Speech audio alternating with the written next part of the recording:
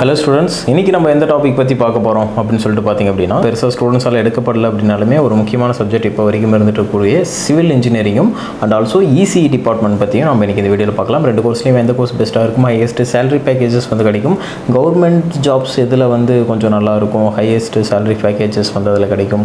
Also ரெண்டு கோர்ஸும் எதை பற்றி படிக்கிறது அப்படிங்கிற மாதிரியான விஷயங்களை பற்றி இந்த வீடியோவில் நம்ம டீட்டெயில்டாக பார்க்கலாம். ஓகே, இந்த சிவில் இன்ஜினியரிங் கோர்ஸ் அப்படிங்கிறது எதுன்னு சொல்லிட்டு பார்த்தீங்கன்னா, ஒன் ஆஃப் த ஓல்டஸ்ட் கோர்ஸ்ன்னு சொல்லலாம். ஓல்டஸ்ட் கோர்ஸ்ன்னு சொல்கிறத விட கட்டடம் சம்மந்தமாக பார்த்தீங்க அப்படின்னா நமக்கு எல்லாமே தெரியும். 7 ஒண்டர்ஸாக இருக்கட்டும், எல்லாமே கட்டடம் சம்மந்தமாக இருக்கக்கூடிய ஒரு விஷயம் சொல்லலாம். இதில் பொறுத்த வரைக்கும் நம்ம எதை பற்றி லேர்ன் பண்ணுவோம் அப்படின்னு சொல்லிட்டு பார்த்தீங்கன்னா, ஒரு கன்ஸ்ட்ரக்ஷன்ஸ் பற்றியும் இன்ஃப்ராஸ்ட்ரக்சர்ஸ் பற்றியும், அதே மாதிரி ஒரு டிசைன்ஸ் எப்படி கொடுக்கறது, அது மாதிரியும் அதை எப்படி மெயின்டெனன்ஸ் பண்ணுறது அப்படிங்கிறத பற்றி மெயினாக படிப்போம். அது எதெல்லாம் யூஸ் பண்ணலான்னு பார்த்தீங்கன்னா, ஒரு ரோட் போடுறதா இருக்கட்டும், ஒரு சப்வே கட்டுறதாக இருக்கட்டும், ஒரு வாட்டர் சப்ளைக்கான டேம் கட்டுறதாக இருக்கட்டும், அண்ட் ஒரு பில்டிங் கட்டுறதாக இருக்கட்டும், ஒரு கன்ஸ்ட்ரக்ஷன் சம்மந்தமாக இருக்கக்கூடிய எல்லா விஷயங்களுக்குமே வந்து ஒரு மெயின்டெனன்ஸ் வேணும், இன்ஃப்ராஸ்ட்ரக்சர்ஸ் வேணும், அதை டெவலப் பண்ணுறது வேணும், அதே மாதிரி அதுக்கு ஒவ்வொரு டிசைன்ஸ் கொடுக்கணும், எல்லா விதமான விஷயங்களும் வந்து நம்ம லேர்ன் பண்ணுவோம். இதுதான் இந்த சிவிலோட மெயின் சப்ஜெக்ட்னு சொல்லலாம், கோர் சப்ஜெக்ட். இதை பற்றி தான் நம்ம படிக்க போகிறது. இந்த கோர்ஸ் படிக்கிறதுக்கு என்ன எலிஜிபிள்னு சொல்லி பார்த்தீங்கன்னா, நீங்கள் +2ல் ஒரு மேத்தமெட்டிக்ஸ் சப்ஜெக்ட் எடுத்து படிச்சிருக்கணும். அது சயின்ஸ் குரூப்பாக இருக்கட்டும், வொகேஷனல் குரூப்பாக இருக்கட்டும்.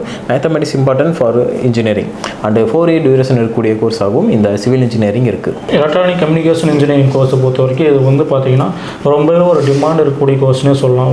ரொம்ப வேல்யூவாக இப்போ காலகட்டத்துக்கு ஃபியூச்சர்லேயும் சரிங்க, ரொம்ப வேல்யூவாக போயிட்டுருக்கிற ஒரு கோர்ஸ்னே சொல்லலாம். இதில் இந்த கோர்ஸில் பற்றி எதை பற்றி படிப்பீங்க அப்படின்னா, ஒரு எலக்ட்ரானிக்ஸை பற்றி, ஒரு ப்ராசஸரை எப்படி உருவாக்கலாம், அது எப்படி ரன் பண்ணி வைக்கலாம், அதனோட ஃபியூச்சர்ஸ்லாம் என்னென்ன, அது மட்டும் இல்லாமல் சிக்னல் ப்ராசஸிங் பற்றியும் படிப்பீங்க. இந்த கோர்ஸுக்கான எலிஜிபிலிட்டி என்னென்னு பார்த்தீங்கன்னா, 12th வந்து மேக்ஸ் குரூப் கண்டிப்பாக நீங்கள் எடுத்துருக்கணும். அது மட்டும் இல்லாமல் இந்த கோர்ஸுக்கான டியூரேஷன் பார்த்தீங்கன்னா 4 years கோர்ஸ். இதுலேயே பார்த்தீங்கன்னா உங்களுக்கு வந்து தியரிட்டிக்கலாகவும் வந்துடும், ப்ளஸ் வந்து ப்ராக்டிக்கலாக வந்துடும். அண்ட் தென் ஃபைனல் இயரில் பார்த்தீங்கன்னா நீங்கள் வந்து ஒரு ப்ராஜெக்டாகவே நீங்கள் இதை எடுத்து பண்ணுவீங்க. ஓகே, இப்போ சிவில் பொறுத்த வரைக்கும் உங்களுக்கு எது மாதிரியான சிலபஸஸ்லாம் இருக்கும் அப்படின்னு சொல்லிட்டு பார்த்தீங்க அப்படின்னா, structural engineering, survey and geometrics, fluid mechanics and hydraulics, அதே மாதிரி பார்த்தீங்கன்னா environmental engineering, solid mechanics and geotechnicals பொறுத்த வரைக்கும் எதை பற்றி லேர்ன் பண்ணுவீங்க அப்படின்னு சொல்லிட்டு பார்த்தீங்கன்னா, ப்ராப்பர்லி நீங்கள் கேட் சாஃப்ட்வேர் பற்றியும், அதில் ஆட்டோ கேடாக இருக்கட்டும் அண்ட் STAAD அது மாதிரியான விஷயங்களாக இருக்கட்டும், இது மாதிரியான விஷயங்கள் வந்து ஸ்கில்ஸ் டெவலப் பண்ணிக்கும். அண்ட் ஜாப் ஆப்பர்ச்சுனிட்டிஸ் பொறுத்த வரைக்கும் போத் கவர்மெண்ட் அண்ட் ப்ரைவேட் செக்டர்ஸில் உங்களுக்கு வந்து ஆப்பர்ச்சுனிட்டிஸ் இருக்குது. கவர்மெண்ட் செக்டர்ஸ் பொறுத்த வரைக்கும் உங்களுக்கு எது மாதிரியான விஷயங்களில் ஒர்க் பண்ணலாம் அப்படின்னு சொல்லிட்டு பார்த்தீங்கன்னா, பப்ளிக் ஒர்க் டிபார்ட்மெண்ட்டில், Indian railways and national highway authority of India இது மாதிரியான இடங்களில், பப்ளிக் செக்டர் அண்டர்டேக்கிங்ஸ்லையும் முனிசிபல் கார்பரேஷன்ஸ்லையும் வந்து நீங்கள் ஒர்க் பண்ணலாம். ப்ரைவேட் செக்டர்ஸ் பொறுத்த வரைக்கும் பார்த்தீங்கன்னா இது மாதிரியான போஸ்டிங்ஸில் ஒர்க் பண்ணலாம், கம்பெனிஸில் இருக்குது அப்படின்னு சொல்லிட்டு பார்த்தீங்கன்னா, கன்ஸ்ட்ரக்ஷன்ஸ் கம்பெனிஸ்லையும் ரியல் எஸ்டேட் டெவலப்பிங், நீங்கள் எந்த ஃபீல்டில் ஒர்க் பண்ணுறீங்களோ அது மாதிரியும் எடுத்து நீங்கள் பிளானிங்காக இருக்கட்டும், ஸ்ட்ரக்சராக இருக்கட்டும், அதுலேயும் ஒர்க் பண்ணிக்கலாம். எலக்ட்ரானிக் கம்யூனிகேஷன் இன்ஜினியரிங்கை பொறுத்த வரைக்கும் எந்த மாதிரி ஸ்கில்ஸ் நீங்கள் வந்து வளர்த்துக்கணும்னு பார்த்தீங்கன்னா, உங்களுக்கு வந்து கம்யூனிகேஷன் பிரின்சிபல், அதாவது முறைகள்னு சொல்லுவாங்க, அதை பற்றி நீங்கள் வந்து ஸ்கில்ஸாக வளர்த்திக்கணும். அடுத்து பார்த்தீங்கன்னா சர்க்யூட் டிசைன், இது வந்து ரொம்ப முக்கியமான ஒன்று. சர்க்யூட்டில் வந்து எப்படிலாம் டிசைன் பண்ணுறாங்க, அது எப்படிலாம் மேனுஃபேக்சரிங்கு, ரெண்டு ஃபியூச்சர்லாம் இருக்குது, அதை பற்றி நீங்கள் வந்து முழுக்க அதனோட நாலேஜை வளர்த்திக்கணும். அடுத்து பார்த்தீங்கன்னா ப்ராப்ளம் சால்விங்னு சொல்லுவாங்க. அதில் வந்து என்ன மாதிரியான சிக்னல் ப்ராசஸிங்கில் அல்லது ஒரு ப்ராசஸரில் எந்த மாதிரியான ப்ராப்ளம் வருது, அதை எப்படி சால்வ் பண்ணலாம், அதை பற்றின நாலேஜ் நீங்கள் வந்து வளர்த்திக்கணும். எலக்ட்ரானிக் கம்யூனிகேஷன் இன்ஜினியரிங்கில் இருக்கக்கூடிய கோர் சப்ஜெக்டில் என்னென்னு பார்த்தீங்கன்னா, உங்களுக்கு வந்து digital electronics, communication system, micro processor, control system, இதெல்லாம் ரொம்ப முக்கியமான சப்ஜெக்டாக கருதப்படுது. இதை பற்றி முழுமையாக படிப்பீங்க. அடுத்து வந்து சிக்னல் ப்ராசஸிங், விஎல் டிசைனிங், இதை பற்றியும் படிப்பீங்க. இந்த கோர்ஸுக்கான ஃபீஸ் ஸ்ட்ரக்சர் எந்த மாதிரி இருக்குதுன்னு பார்த்தீங்கன்னா, உங்களுக்கு வந்து 80,000 ஸ்டார்ட் ஆகுதுங்க. 80,000 ஸ்டார்ட் ஆகி, இல்லை அதுக்கு ஒரு சில காலேஜை பொறுத்து அது கம்மியாக கூட இருக்கலாம். 80,000 ஸ்டார்ட் ஆகி உங்களுக்கு வந்து 1.5 லட்சம் 2 லட்சம் ஒரு காலேஜஸை பொறுத்து உங்களுக்கு வந்து ஃபீஸ் ஸ்ட்ரக்சர் அமையுது. அடுத்து உங்களுக்கு வந்து பார்த்தீங்கன்னா, அடுத்து நான் ஒரு ஜாப்புக்கு போகிற அதனோட சேலரி எவ்வளோ இருக்குன்னு சார் அப்படின்னு கேட்டிங்கன்னா, உங்களுக்கு பேர் ஆனும் பார்த்தீங்கன்னா மினிமம் 3 lakhலேருந்து ஸ்டார்ட் ஆகி, உங்களுக்கு எக்ஸ்பீரியன்ஸை பொறுத்து, இடத்தை பொறுத்து 4 lakh 5 lakh அந்த மாதிரி உங்களுக்கு வந்து சேலரி வந்து சேஞ்ச் ஆகிட்டே இருக்குங்க. சிவில் முடிக்கிறீங்க அப்படிங்கிறப்போ ஹையர் எஜுகேஷனில் என்ன கோர்ஸ் பண்ணலாம் அப்படின்னு சொல்லிட்டு பார்த்தீங்கன்னா, நீங்கள் பிஇயில் முடிச்சிடுறீங்க அப்படிங்கிறப்போ நீங்கள் ஒரு பிடெக், எம்டெக் ஒரு எம்இ வந்து நீங்கள் தாராளமாக பண்ணலாம். இதில் பார்த்தீங்க அப்படின்னா ஸ்பெஷலைஸ்டு கோர்சஸ்லாம் இருக்குது. Structural engineering, environmental engineering, Jio technical engineering, transportation engineering, இது மாதிரியான எம்டெக் கோர்சஸ் எல்லாமே இருக்குது. இதை நீங்கள் படிக்கலாம். ஆல்சோ நீங்கள் பிஹெச்டி லெவல்லையுமே வந்து இந்த கோர்சஸ் பண்ணலாம்.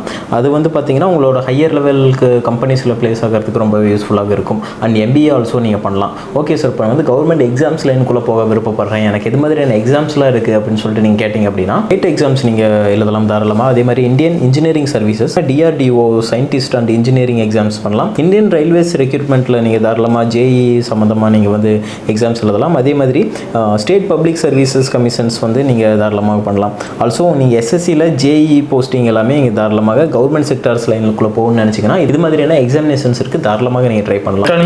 எலக்ட்ரானிக் கம்யூனிகேஷன் இன்ஜினியரிங்கை பொறுத்த வரைக்கும் ஜாப்புங்கிறது உங்களுக்கு வந்து நிறையவே இருக்குங்க. ப்ரைவேட் செக்டர்லேயும் சரி கவர்மெண்ட் செக்டர்லேயும் நிறையவே இருக்குது. இப்போ நீங்கள் கவர்மெண்ட் செக்டருக்கு போகிறீங்கன்னா அதுக்கு ஒரு சில தேர்வுகள் எழுதி நீங்கள் வந்து செலக்ட் ஆகிற மாதிரி இருக்கும். இஎஸ்ன்னு சொல்லுவாங்க, இந்தியன் இன்ஜினியரிங் சர்வீஸ், அதை பற்றி நீங்கள் வந்து தேர்வு எழுதி தேர்வாகலாம். அடுத்து வந்து GATE graduate object testing engineering, அந்த தேர்வு எழுதி நீங்கள் தேர்வாகலாம். டிஆர்டிஓன்னு சொல்லுவாங்க, இஸ்ரோன்னு சொல்லுவாங்க, அதுக்கு நீங்கள் வந்து தேர்வு எழுதி தேர்வாகலாம்.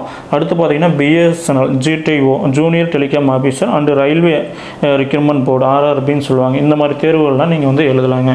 நான் ப்ரைவேட்டாக ஒரு ஜாப்புக்கு போகிறேன் அப்படின்னா நீங்கள் வந்து பார்த்தீங்கன்னா ஏர்டெல், ஜியோ, இந்த செமிகண்டக்டர் ஃபர்ம்ஸ்ன்னு சொல்லுவாங்க, அதுக்கு நீங்கள் ஒர்க் பண்ணி எலக்ட்ரானிக் மேனுஃபேக்சரிங் கம்பெனிஸ். இன்னொரு முக்கியமான விஷயம் என்னென்னா ஐடி கம்பெனிஸ்க்கும் நீங்கள் வந்து ஒர்க்கிங் போகலாங்க. இல்லைங்க சார் நான் படித்து முடிச்சுட்டு அடுத்து வந்து ஹையர் எஜுகேஷன் தான் பண்ண போகிறேன் அப்படின்னா நீங்கள் தாராளமாக பண்ணலாம்.